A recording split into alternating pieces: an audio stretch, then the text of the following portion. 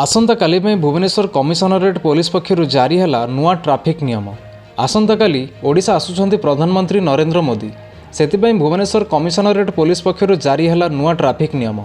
आसंता काली भुवनेश्वर जनता मैदान में प्रधानमंत्री सुभद्रा योजनार शुभारंभ कर कार्यक्रम रही जो जोगदेवे ओडिशार बहु बीजेपी नेता।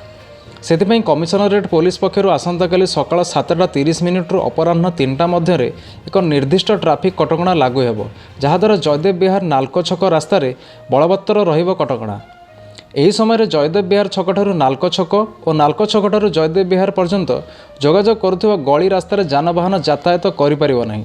ଯେଉଁ ଯାନବାହନ ନନ୍ଦନକାନନ ପଟୁ ଜୟଦେବ ବିହାର ଆଡ଼କୁ ଯିବାକୁ ଚାହୁଁଥିବେ ସେମାନେ ଡମଣା ଛକରୁ ବାମ ମୋଡ଼ ନେଇ ଗୁରୁ କେଳୁଚରଣ ପାର୍କ ଏବଂ ସୈନିକ ସ୍କୁଲ ରାସ୍ତା ଦେଇ ଆଚାର୍ଯ୍ୟ ବିହାର ଯାଇପାରିବେ କିମ୍ବା Shikharchandi, Patharagadia, DN school, Kalinga studio ଛକ ଓ ଫାୟାର ଷ୍ଟେସନ ଛକ ଦେଇ ମଧ୍ୟ ଯାଇପାରିବେ।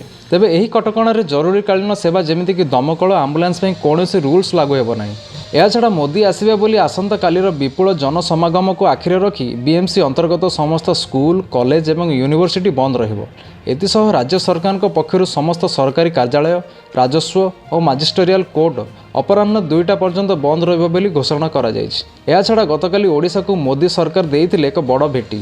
प्रधानमंत्री मोदी गतकाली झारखंडर 6टी वंदे भारत एक्सप्रेस उद्घाटन करथिले, जेउथिरे ब्रह्मपुर, टाटानगर और राउरकेला हावड़ा वंदे भारत एक्सप्रेस भली 2टी ट्रेन ओडिशा देई गति करिब बोली कह जायछि।